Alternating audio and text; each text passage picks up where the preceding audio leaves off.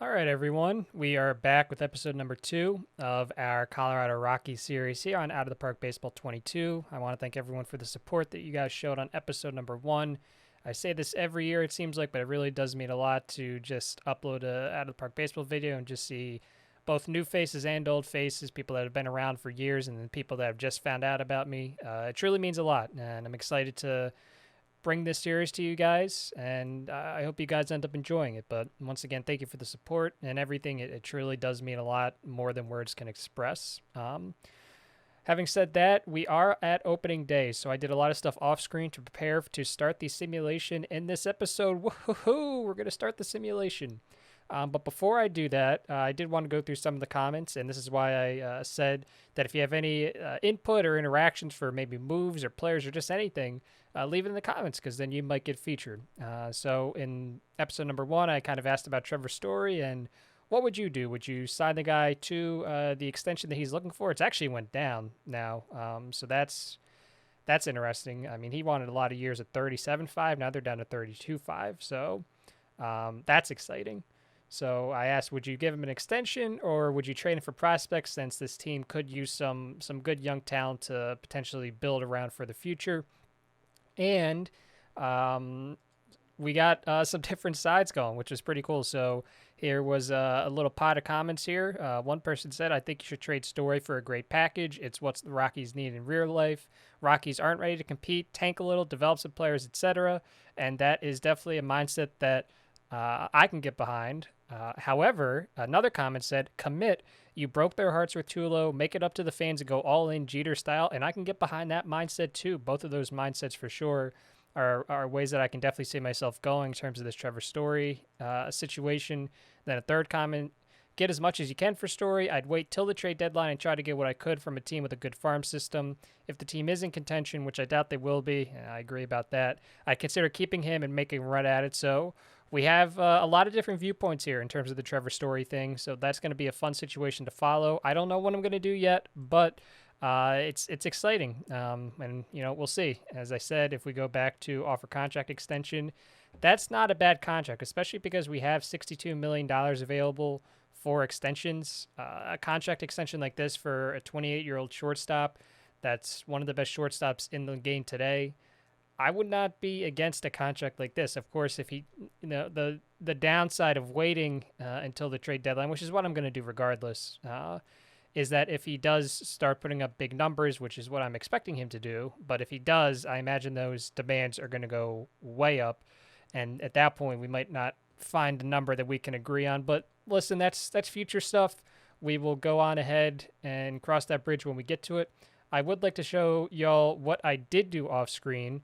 As I said in the first episode, one of the things I like to do when I start a save file is go through the coaching staff and kind of bring my own guys in and get rid of the guys that I don't want that are currently there. So if we go to front office and then personnel, oh, by the way, you might see this little picture here that's our manager right there in the top left. That's Frank Murphy. As I said, I named him based on a Netflix show that I was watching recently. So there he is. That's Frank Murphy. I got his picture into the game. So that was pretty cool. I don't know. I was just really happy that I was able to do that. But going back to personnel, this is what we got going on right now. So give me 1 second. Entire organization. That's what I want. That was a screen that I don't think I ever saw before. Personnel overview. So that's pretty cool. It probably was in older games. I just never realized it. So entire organization, we changed up. So if you go back to episode 1 and compare this coaching staff from episode 1 to now, we definitely did change a lot, mostly in the hitting and pitching coach categories for both the major league team and then all of the minor league affiliates. That's what I kind of went to. When I'm putting together a coaching staff, there's a bunch of different ways you can go, especially I imagine this year because of the revamped coaching system. I kind of like to have all of my pitching and hitting coaches with the same philosophy or the same type is what it's called in this game, as you can see here in this column, when the prospects are going up. So you can see that all of my pitching coaches like to deal with power pitchers. They work well with power pitchers, and that goes all the way up to our major league pitching coach, who is now John Farrell. I decided to sign him as my new pitching coach. And for hitting, it's a little different. I kind of wanted to try to stay with contact, but you'll see a couple neutrals mixed in here, which I was okay with. Either way, that is how it's going all through my minor league affiliates up to the new hitting coach of the Colorado Rockies, which is Mike Glenn.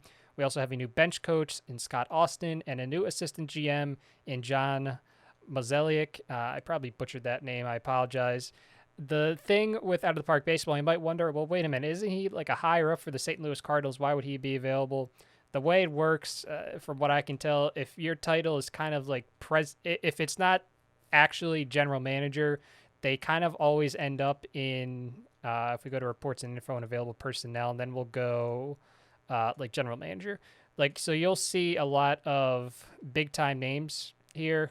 So like Theo Epstein, well, I mean, that's more realistic nowadays than it used to be, but he would always be there, even though he was in charge of the Cubs. And the reason for that is because his title wasn't technically general manager. It was like president of best baseball operations or whatever. People have different titles.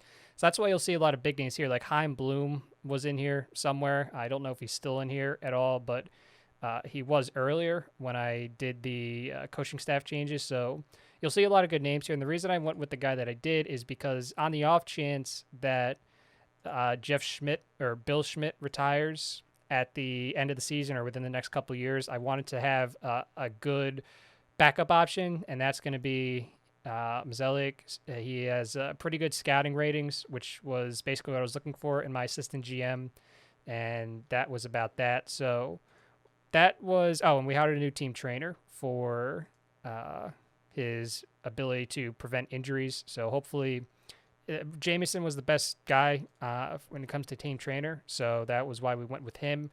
And then for the most part, it seems like OOTP has kind of made finding coaches a lot easier in this year's version, which I was very happy about. You can kind of see actually how good they are because of a lot of different new ratings. So you can see that Chris Booker, for example, he's good at handling development. He's excellent at teaching pitching.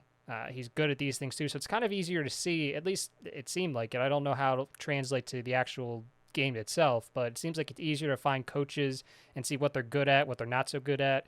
So basically, when I was trying to find pitching and hitting coaches for most of my affiliates and for the major leagues, I tried to find guys that were obviously good at teaching hitting and pitching, but also guys that were good at handling development and influencing mechanics. So that was a big thing for me. And if we go through a lot of these guys, you'll see that like Ben Johnson, for example, he's outstanding at development, excellent at influencing mechanics, outstanding at teaching hitting. So that's kind of what I tried to go for when I looked through all the coaches. I'm not going to go through every single coach, but just so you guys kind of know my mindset. If you want to apply it to your save, you're more than welcome to. As I said, OOTP, it's just such a vast landscape. There's so many different strategies that could work. But that is that for the coaches. In terms of the roster itself, I guess I'll show you this. So if I go to the short list that I was talking about in the first episode, I added a number of the Rockies' top prospects to a short list, to my 2021 top prospects. I kind of just went off the Fangraphs list. So anybody that had like a 40 or 45 future value, I kind of wanted to add them to the short list. The other guys I wasn't really too worried about. So you'll see we added, once again, I'm going to butcher names. I apologize. If you know the correct pronunciations, please let me know. I don't want to act ignorant, so I would like to get all these names correct. We have Gilbreth, Gomber, Losi, McMahon, Oliveras, Rollison, Weatherly, Summers, Romo, Toglia, Carreras, Gill, Montero, Shunk, Valade, Welker, Amador, Doyle, and Veen. So these are guys that we're going to try to focus on a lot. And if we go to, what do I want to go to? Rosters and transactions. You'll see that all the guys that are on the short list have that little lock symbol next to them. So I'm going to be controlling their promotions and demotions, not the AI. So the AI can mess around with all these other guys if they want to. I really don't care. I'm mostly concerned with just the guys that I have on my short list. I think those are probably going to be the players that have the best chance of developing into something that are currently in the system. So with that being said, we can now get to the lineup, and this is what our lineup's going to look like. Of course, Brendan Rodgers, I said he'd be back by opening day. I misread it, but he won't be out for too much longer. You can see he's out for only one more week, so he'll be back relatively soon. As I said, though, Ian Desmond did opt out for the season, so we won't have him. Peter Lambert coming back from Tommy John, we won't have him either. But Peter Lambert hopefully will be able to help us out in 2022. That will be the goal. the lineup as it is right now without Brendan Rodgers, once again, I kind of use Fangraphs just for help with this. So we have Tapia leading off in left field. I have McMahon. He's going to be in a platoon to start the season off with Garrett Hampson at second base. So McMahon will face righties. Garrett Hampson will face lefties. Trevor Story in the 3-hole at shortstop. Charlie Blackmon clean up right field. CJ Cron at first base. Sam Hilliard, who's going to be in a platoon with Jonathan Daza in center field. So Hilliard will face righties. Daza will face lefties. And it might not last that way for the entire season, but that's kind of just how I want to start. See how they're doing throughout the first few weeks, and then make some evaluations afterwards. Josh Fuentes is going to be the Nolan Arenado replacement for right now. He will be at third base, and Elias Diaz will be the starting catcher probably. Yeah, I guess it's not. I'd like my catchers to be a little bit better in terms of catcher ability, but we'll roll with Diaz. We'll see what he can do, and so that's basically that. In terms of the pitching staff, I did take Senzatella out of the starting rotation. I replaced him with Yency Almonte. He's a guy that in his time, the past few years, he's really just been a bullpen piece, but I'm going to give him a shot in the starting rotation. I don't know how well it's going to look, but I kind of trust him a little more than I trust Senzatella. I don't know how much stock you'd want to put into that statement. I'm not confident in either of them to hold down a long-term rotation spot, but the way I see it, if Almonte doesn't work in the starting rotation, we can just put him in the bullpen. I think he'd be a solid piece. The rest of the starting rotation, Marquez, Gray, Freeland, and Gomber are the top four. In terms of the bullpen, people that I've watched before know that I usually don't like to keep primary roles like closer and setup, but I'm going to do that this time. Normally I would go with stoppers and change the usage options, but I'm going to see maybe if keeping them with the well-defined roles helps at all. If I see that it doesn't really make a difference, then maybe I'll go back to what I usually do.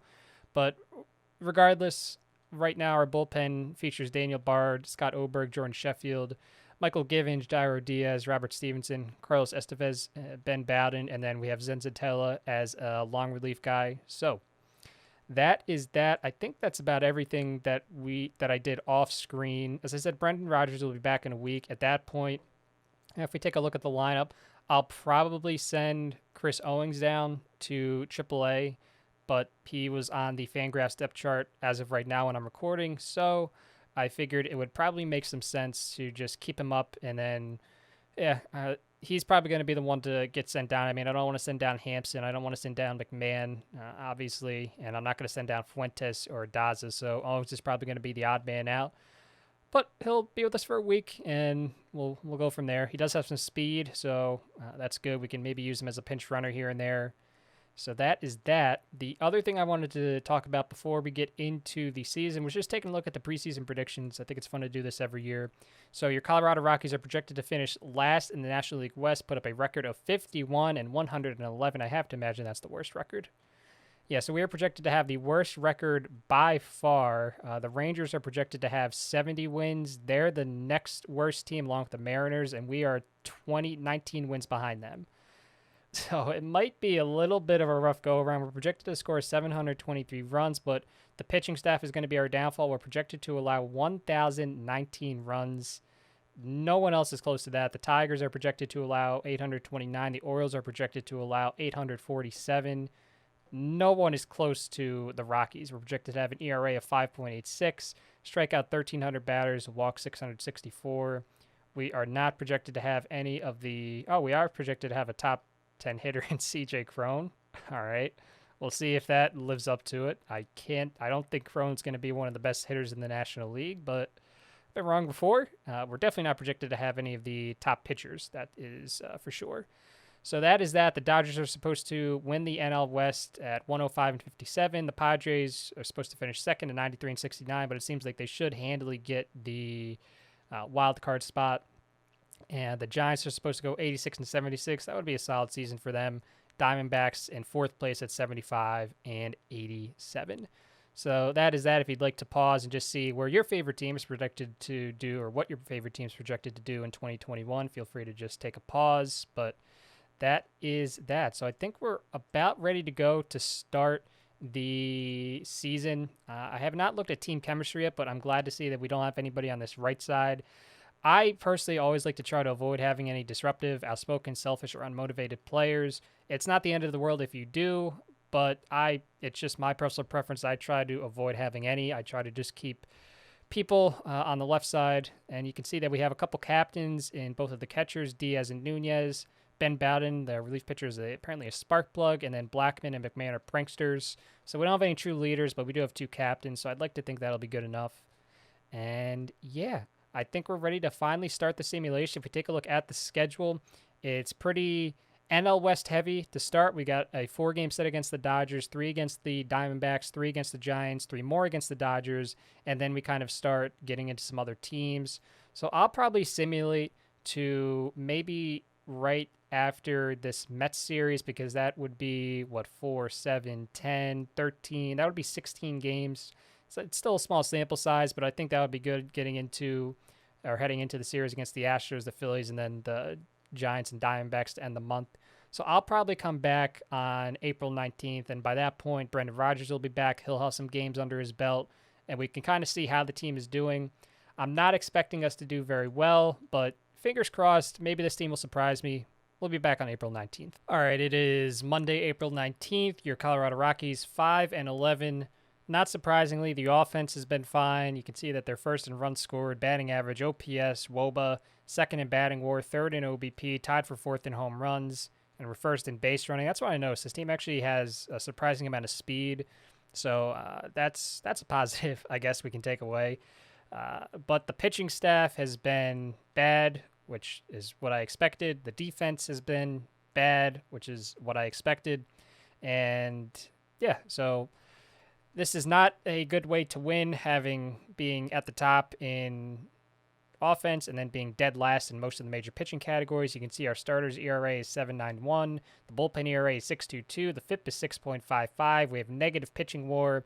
We're last in strikeouts, and we're second to last in the National League in defensive efficiency, and that is how we are 5-11. So you take a look at the schedule. We actually started off the season with a 14-1 win over the Los Angeles Dodgers. We were able to shell Walker Buehler. We chased him after 3 innings. Alex Wood got lit up, so did Tony Gonsolin. And then afterwards, we lost the final 3 games of that series. We started off with a win against the Diamondbacks, and we lost the next 2. We got swept by the Giants. Once again, we won the first game of the series against the Dodgers 7-6. And this was also against Walker Buehler. Although Walker Buehler did go to his more Dustin May, had a bad relief appearance. And then we lost the next 2 games of the Dodge series, but we have won 2 out of our last 3, albeit not the way that I would like to win it. We lost game 1 of this Mets series 9-3. We won game 2 12-11. We won game 3 20-9. That's not sustainable. Of course, we can't expect to score that many runs every single game, even if we are at home at Coors Field. And on the road, it's just going to be a lot worse. We cannot be letting up that many runs a game. I don't really know what to do. Well, I know what I need to do, but it's, there's not many things I can do right now, just a few weeks into the season.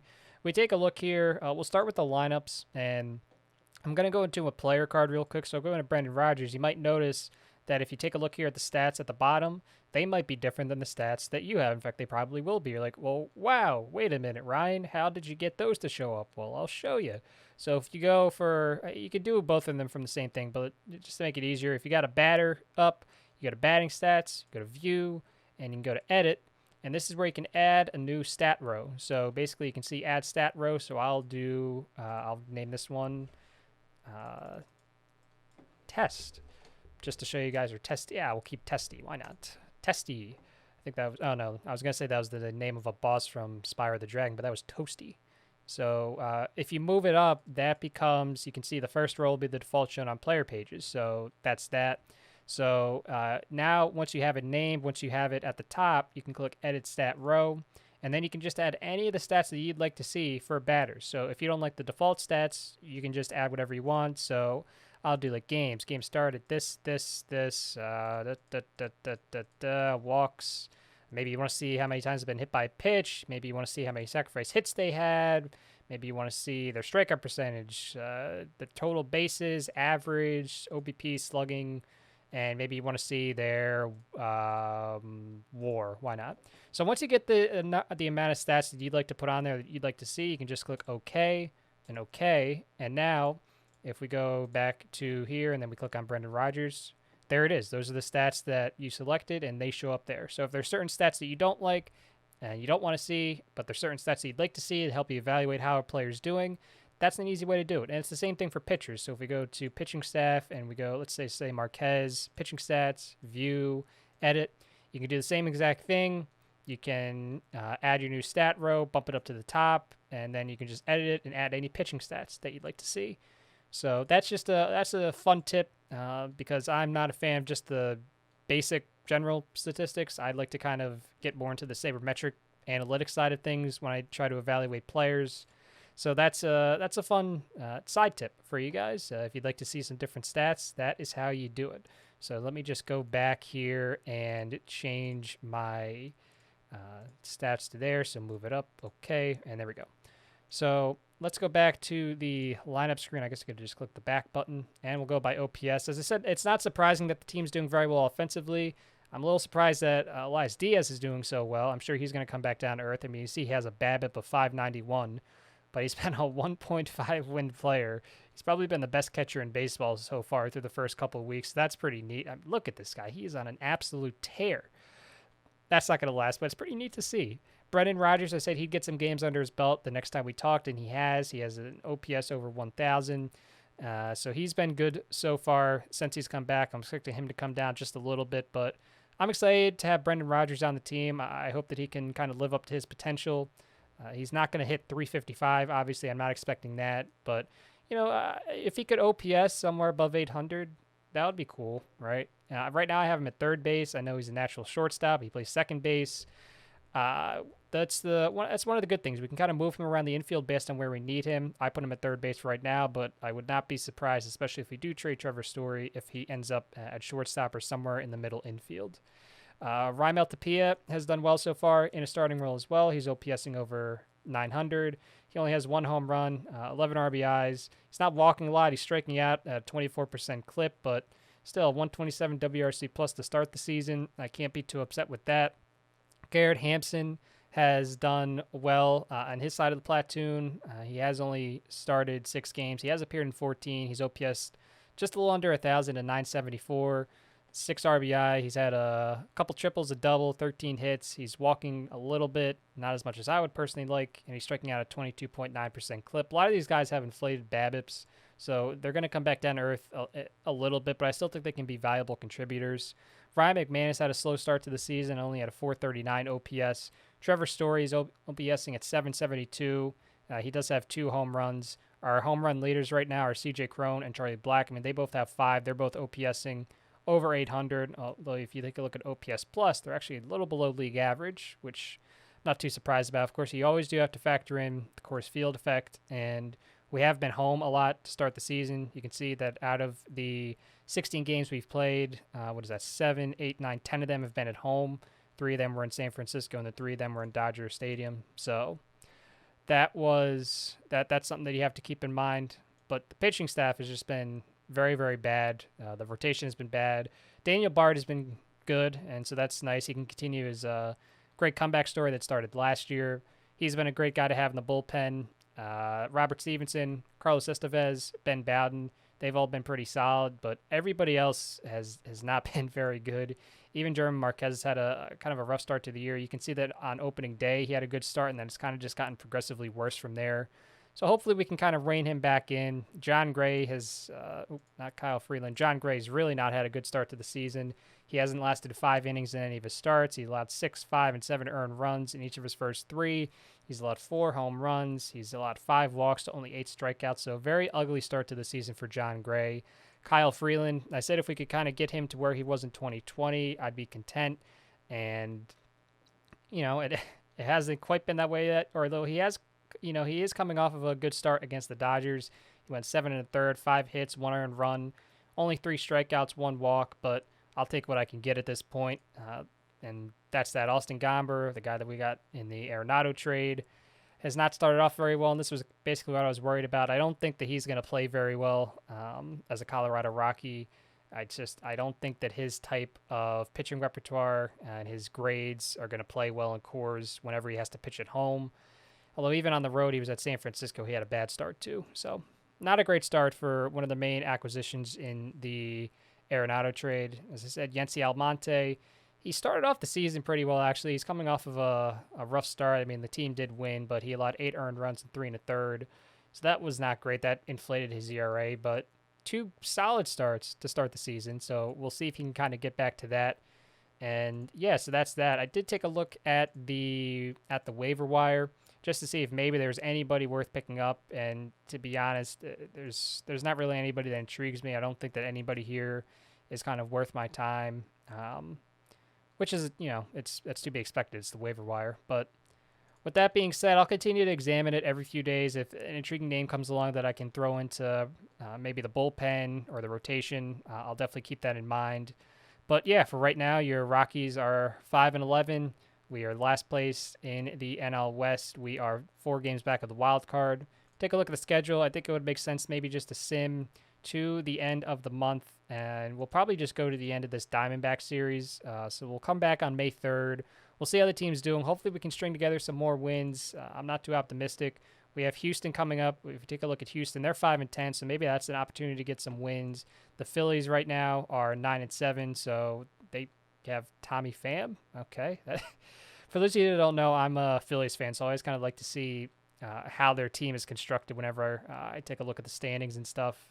John Axford. Wait, okay, whatever. I don't know about that one. And then we have the Giants and the Diamondbacks. So we'll simulate ahead here to just the very, very early May. We'll see if the offense can keep it up. We'll see if the pitching staff can improve just a little bit. Would be great. All right, it is May 3rd, 2021, and we are 9-19. So we've gone, 4-8 since the last time that we talked. The offense is still good. The pitching staff still stinks, and you can see we are 9.5 back in the NL West, 7 back in the wild card race. As is often the case with the Colorado Rockies, if our pitching staff was just below average, we'd probably still be in the playoff hunt. Now, as it is, the pitching staff is not below average. It is garbage, and that's something that we're going to have to deal with. And listen, I knew that going in. Pitching staff was going to be a rough spot. We're going to have to try to figure out how to fix it. The team has just been very inconsistent so far, and I'm sure the pitching is the reason for that. You see, we split against the Astros. We actually won 2 out of 3 against the Phillies, which, that makes sense. It's the Phillies. Then we lost 2 out of 3 to the Giants. We just got swept by the Diamondbacks.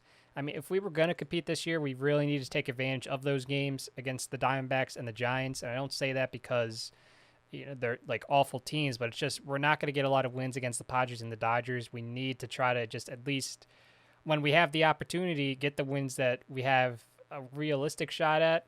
Maybe realistic's probably not even the right word, but we're not doing very well against Arizona and San Francisco so far, so that's not a good omen. You can see that we lost CJ Cron. He fractured his foot, so he was going to be out for 3 weeks. He has 1 week left. In his place, well, not in his place, we did call up Greg Bird just to back up at first base. You can see he's gotten 7 at-bats so far. He has not gotten a hit. He's not gotten on base, so that's about par for the course for him. We did put Josh Fuentes in as a starter at first base. He's doing all right, but, it's not – CJ Cron was doing very well to start the season, so it is definitely kind of a pretty substantial loss. It's just when it comes to the pitching staff, both the rotation and the bullpen, I took a look at the trading block just to see if there was maybe anybody on there that kind of caught my eye, and for right now, there's really not.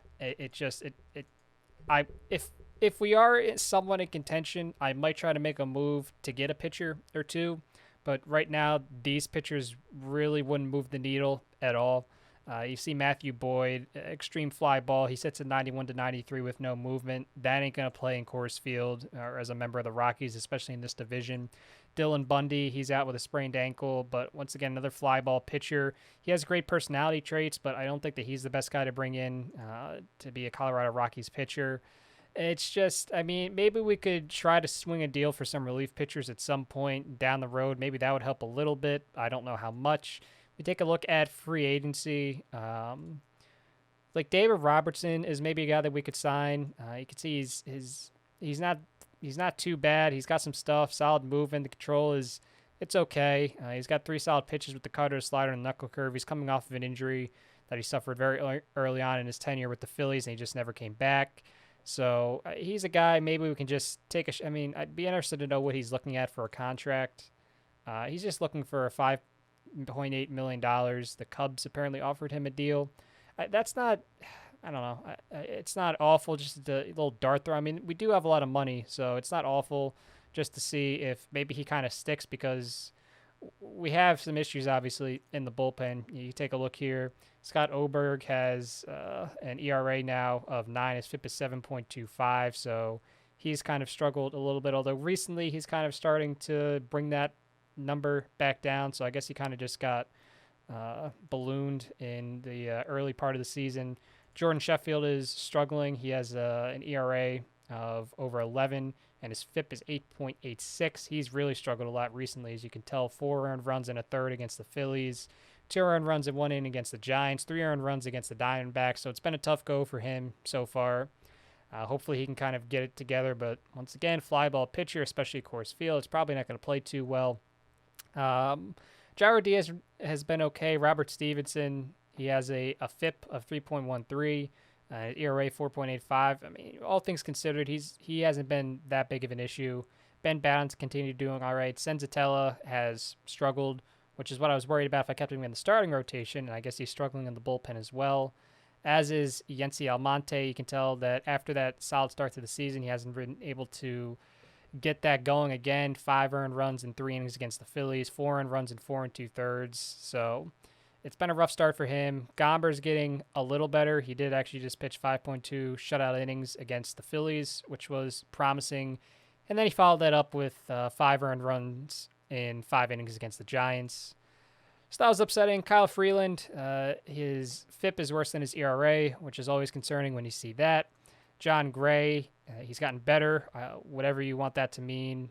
I mean, it was going to be hard to get much worse. I mean, I'll give him credit. He had 6 innings, 2 earned runs against the Astros, 5 innings, 2 earned runs, 5 2/3 innings, 2 earned runs. So he's still walking more guys than I'd like him to. I'd like to see him strike out some more guys, but he is getting at least a little better, which is what we're looking for. Marquez has been, unfortunately, a little inconsistent. He did just have a solid start against the Diamondbacks, but once again, he's another guy that's not striking out as many guys as I would like him to. Walk numbers aren't awful, but still 4 home runs allowed against the New York Mets and a 20-9 win. That's certainly not ideal. So the pitching staff has been the big issue. Obviously, offensively, as I keep saying, offensively will be fine. I can deal with it offensively. Brendan Rodgers has really fallen off, which, I said he will fall off, but I think he will, regress to the mean, and he'll be a solid guy for us in the lineup. Fuentes has been solid, as has Charlie Blackmon. Trevor Story is doing pretty well so far at 316 average, 376 OBP, 588 slugging percentage. That all adds up to a 964 OPS. 8 home runs leads the team, along with 23 RBI. That also leads the team. 23 runs scored leads the team. He's drawn 10 walks. That leads the team. He struck out 37 times. He's a 1.3 win player so far this year. That's second behind Tapia. And he has stolen 3 bases, which is cool. So I'd like to see what his contract extension demands are now. And they're still not very bad at $31 million for average annual salary. So despite his solid start to the season, the demand has not gone up. So maybe that indicates that he would like to maybe stay here and he would give us, maybe kind of a deal, because that number was higher initially when we started the save.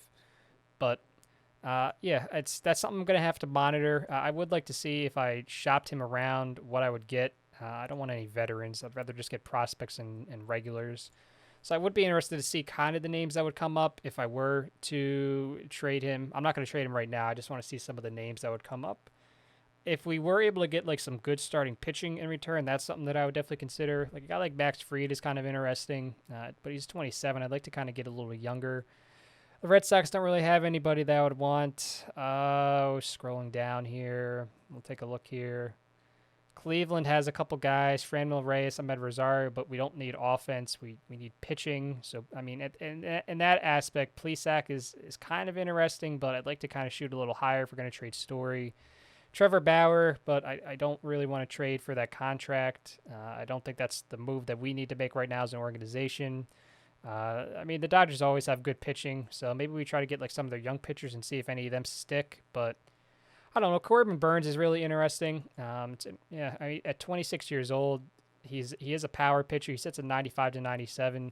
This is probably the type of guy that I would like to get if we were to trade Trevor Story. This would probably be the headline headliner that I'd be looking for in a story package, someone like a Corbin Burns. So we'll see if he's still available later on. I mean, even if we could package him with like some other guys, like I'd be interested to see if we did Burns and like I don't know, like do they have any good prospects in terms of starting pitching? Um, Aaron Ashby, well, I don't know. I mean, I'm just messing around. This isn't the package, but like if we added him, okay. Well, either way, it's interesting that Burns was available. Let's see here. Jameson Taillon, Joey Lucchese, Zach Wheeler not on that contract. That does not it didn't that contract did not age well in OOTP 21. I don't know if it'll age well in this game. Probably not.